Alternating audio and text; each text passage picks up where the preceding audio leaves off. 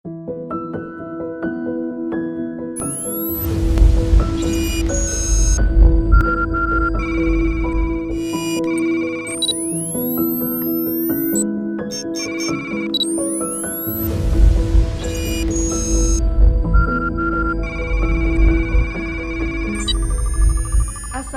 warahmatullahi wabarakatuh. Selamat siang sahabat Rumah Sakit Jantung dan Pembuluh Darah Harapan Kita. Jumpa lagi dengan kami dalam program Save Your Heart.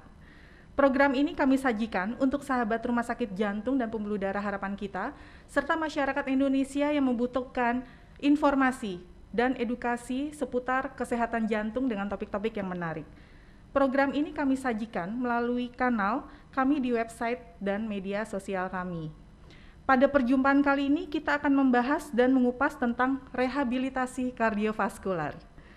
Di samping saya telah hadir seorang narasumber yang ahli dalam bidang kardiovaskuler dan berprofesi sebagai seorang kardiolog yang sudah pastinya tidak asing lagi.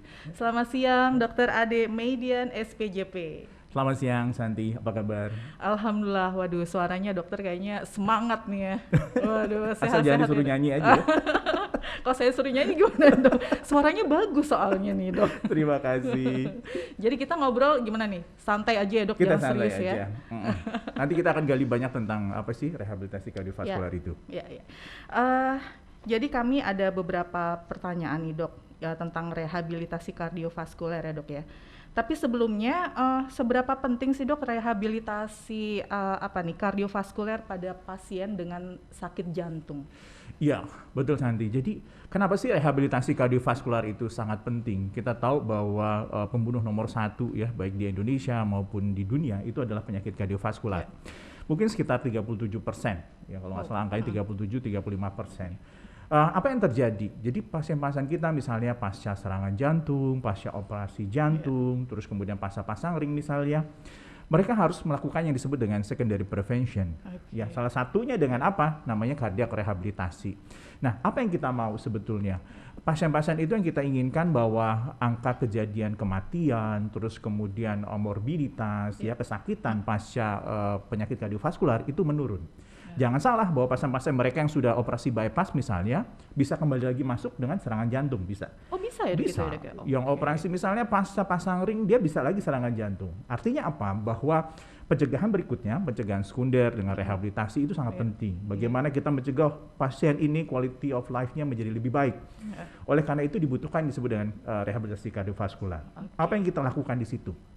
Yang kita lakukan tidak hanya nanti misalnya kita memberikan latihan fisik, enggak gitu ya. Kita ada yang namanya edukasi, misalnya kita punya klinik berhenti merokok dan yang sebagainya. Nanti kita bahas satu-satu. Oke. Nah dok, ini kan pasti banyak masyarakat awam yang kurang paham apa sih yang dimaksud dengan rehabilitasi kardiovaskuler dok. Coba monggo dok. Nah, jadi tadi sudah saya coba sebutkan satu-satu ya. Jadi nanti teman-teman atau Bapak Ibu sekalian, nanti kalau misalnya masuk ya, kita ada di Pusat Jantung Nasional Harapan Kita, itu kita merupakan pelopor, pionir dari kardiak rehabilitasi ya. Di terutama kardiovaskular yang ada di Indonesia gitu ya. Nah, nanti di sana Bapak Ibu sekalian bisa lihat ya, di situ kita punya ada gym yang cukup menyenangkan gitu ya, nggak hanya untuk orang sakit tapi juga untuk pegawai kita juga kalau misalnya mau berolahraga. Terus kemudian kita punya fasilitas, kita ada klinik berhenti merokok di situ, kita juga ada edukasi, kita ada dietitian, ada dokter gizinya, bahkan kita punya psikolog di situ yang nantinya bisa membantu pasien-pasien kita gitu yang datang ke misalnya harapan kita untuk nanti dipantau satu-satu. Tentunya apa yang kita lakukan adalah faktor resiko assessment. Bagaimana nanti kita menilai pasien itu waktu datang kita nilai apa sih faktor risikonya. Kalau merokok kita kirim ke klinik berhenti merokok gitu ya. Terus kemudian kita berikan latihan fisik sesuai dengan kemampuannya. Kemudian kalau ada gangguan gizi, misalnya pasien dengan obesitas, misalnya dengan diabetes, dengan gagal ginjal, itu ada dietitian, bahkan dokter gizi yang siap membantu gitu ya. Artinya apa? Kita maunya komprehensif, di mana one shop gitu ya. Jadi one stop shopping gitu ya, gimana dia datang sekali tapi dia bisa dapat semuanya gitu. Karena kita maunya nanti holistik lah, paling nggak semuanya dapat gitu ya.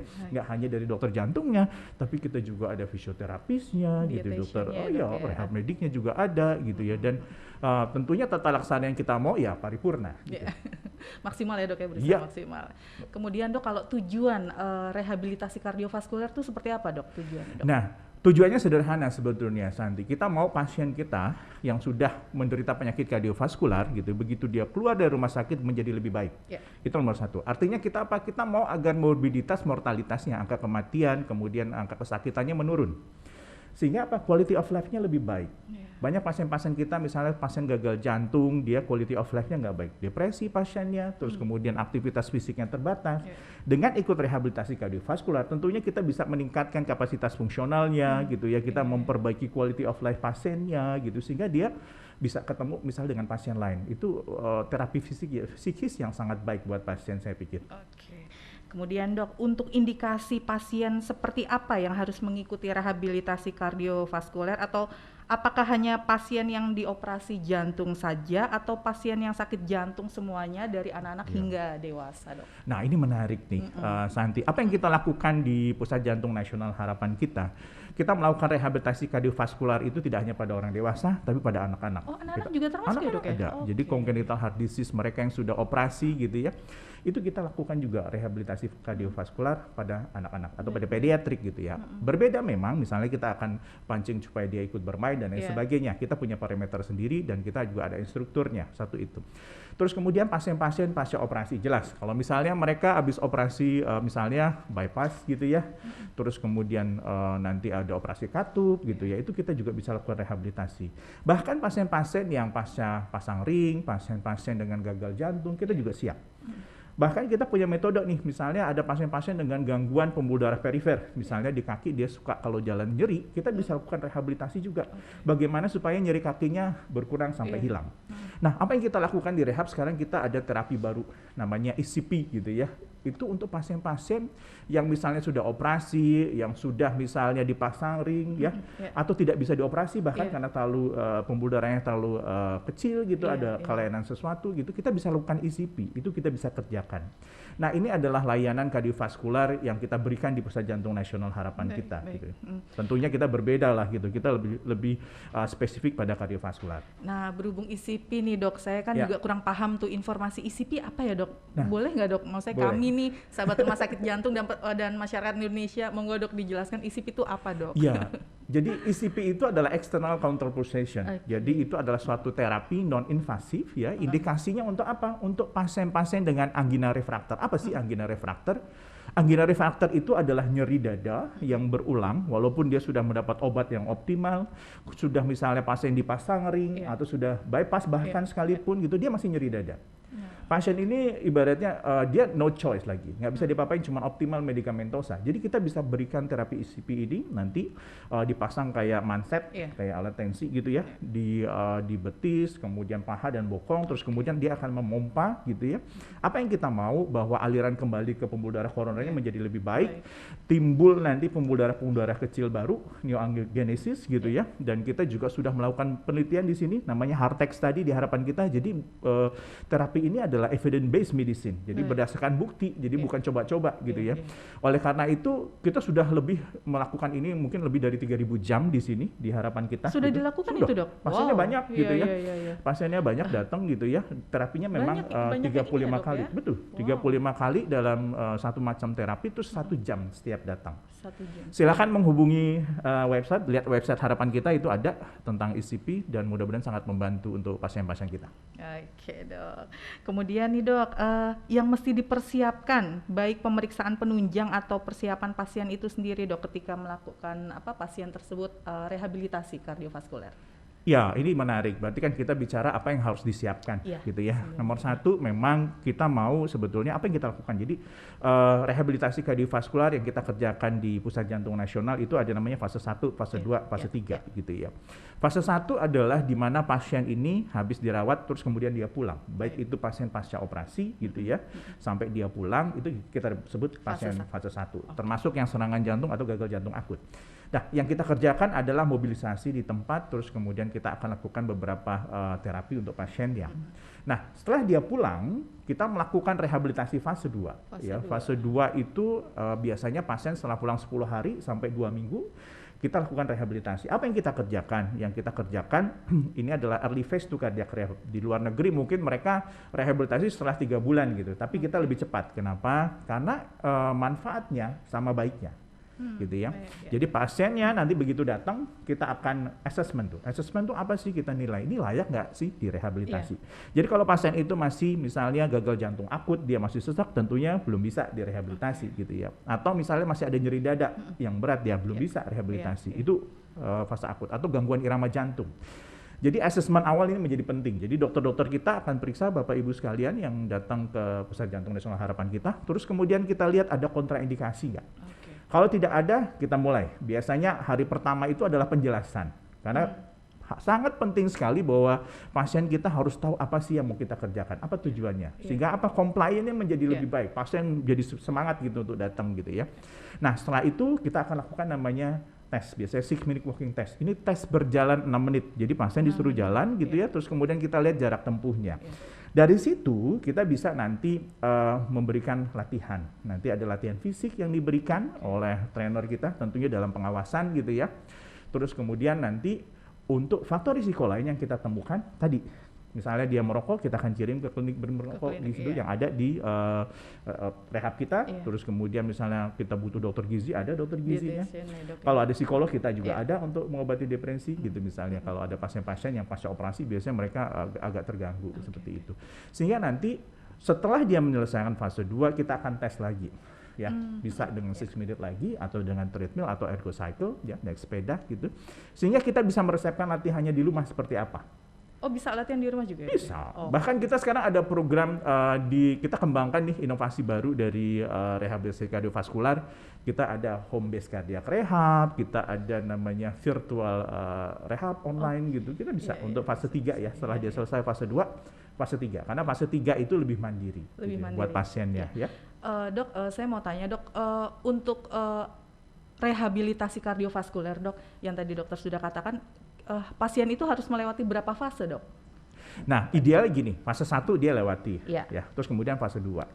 Nah fase 3 ini memang sebagian besar gini ya, kalau kita lihat di Pusat Jantung Nasional Harapan kita misalnya yang ditanggung oleh BPJS adalah fase 2. Fase 3-nya mandiri gitu ya. Artinya bahwa fase 3 itu pasien tidak harus datang ke pusat jantung gitu ya. Jadi bisa nanti kita latih misalnya secara online gitu ya, atau nanti tesnya aja dia datang gitu ya. Jadi itu dikerjakan. Yang tadi dokter katakan home base itu ya dok ya? Iya. Itu ada home base berarti itu gini. Masuk ke fase 3. Nah, kalau home base kita menyediakan juga layanan home base ya, bisa untuk fase 2, fase 3. Karena apa? Kita akan datangkan orang, misalnya fisioterapis kita atau trainer kita gitu ya, bahkan dokternya bisa datang untuk mengawasi latihan, membuat program latihan di rumah. Karena ada beberapa orang, apalagi di era pandemi seperti ini, takut datang ke rumah sakit gitu ya. Kita ada layanan seperti itu gitu ya. Nanti kita petugas kesehatan kita, rehab kita akan datang ke rumah Bapak Ibu sekalian. Terus kemudian untuk fase 3 kita malah menyediakan sekarang ada namanya virtual, kita dengan online gitu ya. Kita ada edukasinya gitu ya. Itu bisa nanti disampaikan, ada linknya yang bisa untuk diikuti gitu.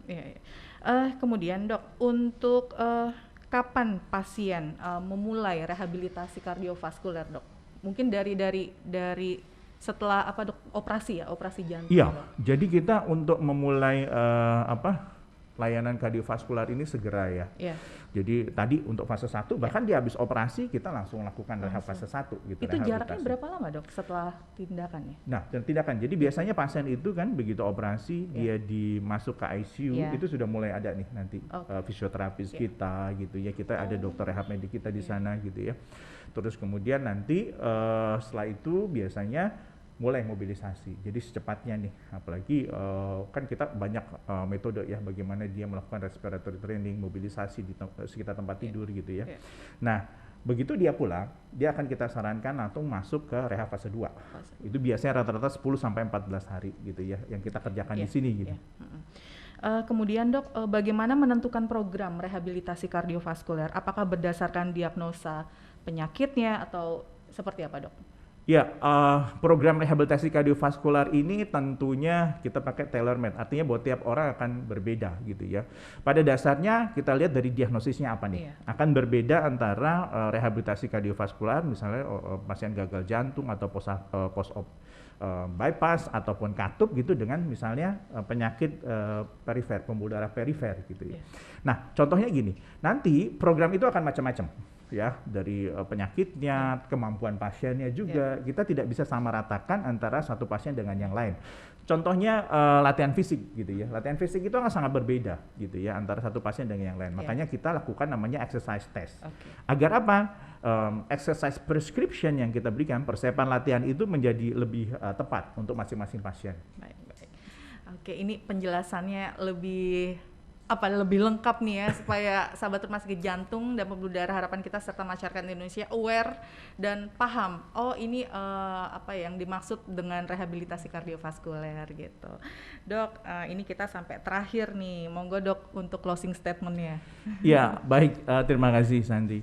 Jadi saya ingin katakan bahwa rehabilitasi kardiovaskular ini sangat penting, terutama untuk pasien-pasien kardiovaskular yang ada ya. Kenapa? Karena dengan rehabilitasi kardiovaskular kita bisa menurunkan angka kematian, kita bisa menurunkan angka kesakitan. Gimana caranya supaya nanti Bapak Ibu nggak masuk lagi ke rumah sakit serangan jantung lagi atau gagal jantung lagi akut gitu ya. Itu yang kita kerjakan. Sehingga apa? Sehingga nanti kita sangat welcome gitu ya, menerima misalnya Bapak Ibu sekalian silahkan konsultasi by phone gitu dengan telepon maupun langsung datang ke Pusat Jantung Nasional Harapan kita untuk mendapat layanan ini. Saya yakin nanti manfaatnya sangat besar. Terima kasih.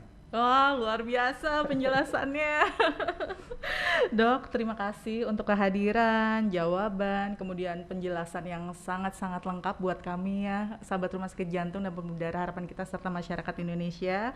Semoga penjelasan ini bermanfaat untuk kita semuanya. Kami sampaikan juga terima kasih untuk direksi kami Rumah Sakit Jantung dan Pembuluh Darah Harapan kita serta unit PKRS dan IPPU yang sudah bekerja sama, dan terutama kepada dokter kami nih, kardiolog Dr. Ade Median SPJP yang telah berkenan hadir memberikan waktunya, memberikan penjelasan yang amat sangat luar biasa. Sampai berjumpa dengan topik-topik yang menarik lainnya. Wassalamualaikum warahmatullahi wabarakatuh.